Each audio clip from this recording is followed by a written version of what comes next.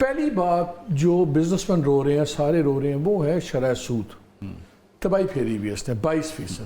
میں ناظرین سے دو تین چیزیں شیئر کر دوں. میں ڈومیسٹک ڈیٹ دیکھ رہا تھا ناظرین, جو ہمارا تقریباً نیشنل ڈیٹ ہے وہ تو 67 پوائنٹ کتنے ٹریلین وہ بن گیا ہوا ہے, لیکن اس میں سے 43.4 آپ کا ڈومیسٹک ہے اور یہ 85% بن جاتا ہے آپ کی انٹرسٹ پیمنٹس کا اور سارا جو آپ چیزیں کرتے ہیں. انٹرنیشنل بورنگ تو علیحدہ اپنی جگہ, ڈومیسٹک ڈیٹ نے تباہی پھیری ہوئی, اور میں اس کی ان کے ریشو دیکھ رہا تھا کہ پبلک ڈیٹ جو ہمارا انکریز ہوا ہے 2019 اور 2021 کے درمیان میں 7 خرب 7.7 ٹریلین کا انکریمنٹ آیا ان 3 سالوں میں, اتنی ہم نے بورنگ کی ہے. لیکن 2021 سے 2024 کے درمیان 27.7 خرب ہم نے اٹھایا, لائک 3 times that amount. اور گورنمنٹ سارے اپنی بورنگ کر کے اپنے خرچے اٹھا رہی ہے, مطلب کہ انبلیو. انٹرسٹ پیمنٹ ہماری پچھلے اس 6 ماہ میں ہم نے دیکھا 24 میں 64% انکریز ہوئی ہے. 64%. پہلے 2.57 ٹریلین تھی, وہ 4.22. اچھا, انفلیشن گورنمنٹ ہمیں کہہ رہی ہے جی 11% پہ آ گئی ہے, 11 ساڑھے 11 کے اوپر. اب لاجک یہ کرتا ہے کرنٹ اکاؤنٹ ڈیفیسٹ بھی آپ کا اس وقت ہارڈلی $200 ملین رہا ہوا ہے اس وقت, وہ اسے بڑھے گا بات کی بات ہے, but as we speak interest rate پھر 22 پہ کیوں پڑا ہوا ہے جب گورنمنٹ 80% بورنگ کر رہی ہے. 1% اگر انٹرسٹ ریٹ بڑھتا ہے تو 486 ارب روپے ٹھکتے ہیں مجھے آپ کو ٹیکس پیئر کو, تو انٹرسٹ ریٹ کیوں نہیں کم ہوتا؟ اب دیکھیے, پیر کو اسٹیٹ بینک کی میٹنگ ہے اور پیر کو کم کرنا چاہیے, اب کم ضرور ہوگا. میں سن رہا ہوں 1% کم کر رہے ہیں, 22 سے 21 پہ آ گیا تو کیا ہوگا؟ دیکھیے, پچھلے ماہ کی جو میٹنگ تھی اس پہ بھی کم کرنا چاہیے تھا. حکومت جو اسٹیٹ بینک جو سینٹرل بینک دیکھتا ہے وہ صرف منتھلی ریٹ نہیں دیکھتا ہے, وہ ایئرلی ریٹ نہیں دیکھتا ہے ایئر آن ایئر, وہ منتھ آن منتھ دیکھتا ہے. منتھ آن منتھ پچھلے مہینے 0 تھا, اس مہینے -3.5 ہے. اگر اب بھی آپ 4% کم نہیں کرتے تو بہت بڑی غلطی ہوگی. دیکھیں, میں IMF میں بھی کام کر چکا ہوں, میں اکنامکس بھی تھوڑی سی سمجھتا ہوں, فائنانس منسٹر بھی رہ چکا ہوں.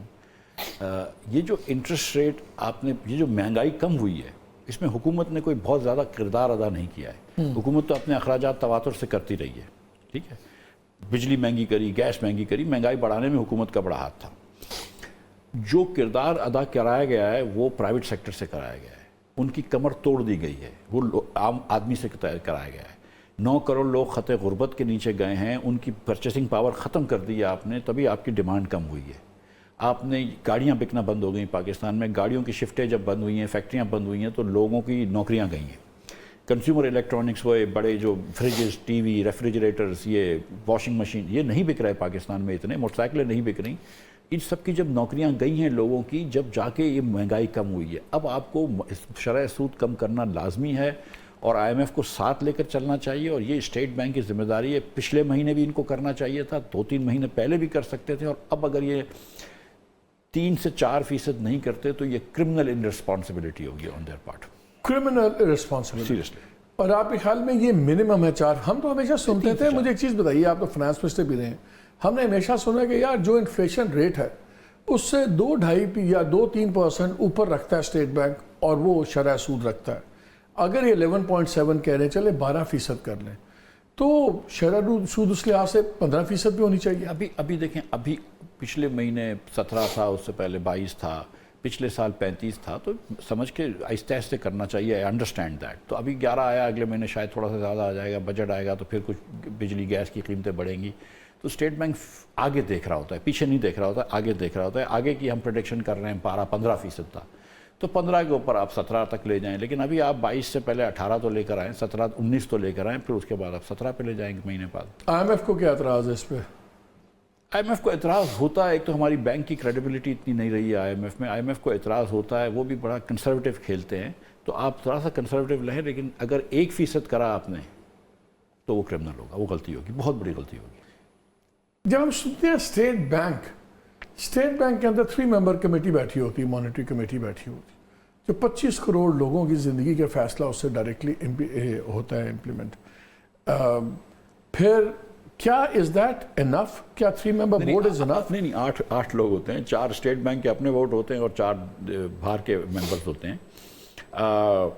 تو لیکن دیکھیں that should be enough and there should be good economist in this and business representatives, اور ان کو فیصلہ کرنا چاہیے, اس میں کوئی مسئلہ نہیں. جو اس وقت ایگزسٹنگ ہے 8 رکنی جو آپ کہہ رہے ہیں, کیا وہ کوالٹیٹیولی ٹھیک ہے؟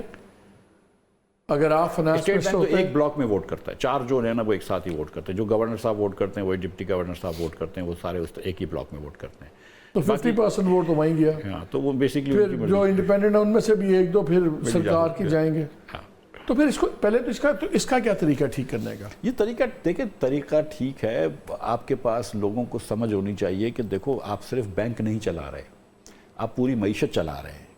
آپ صرف ڈالر کا حساب نہیں کر رہے, پوری معیشت. کیونکہ اسٹیٹ بینک تو اپنے پروفٹ شو کر رہا ہوتا ہے ہر باری. نہیں پروفٹس کے نہیں سوچ رہے, لیکن وہ یہ سوچ رہے ہیں کہ یار اگر ہم یہ رکھیں گے تو روپیہ اسٹیبل رہے گا. پیچھے سے پریشر ہوتا ہے کہ دیکھو روپیہ نیچے نہ چلے جائے. آپ کہتے ہیں کہ کرمنل نیگلیجنس ہوگی. بورنگ کا میں کچھ فگرز دیکھ رہا تھا, میں جب ریسرچ کر رہا تھا میں حیران رہ گیا کہ 2008 میں ناظرین جو گورنمنٹ اپنے یہ خرچے پورے کرنے کا ڈیفیسٹ کرتی تھی وہ 24% میکسیمم بینک سے بورنگ ہوتی تھی.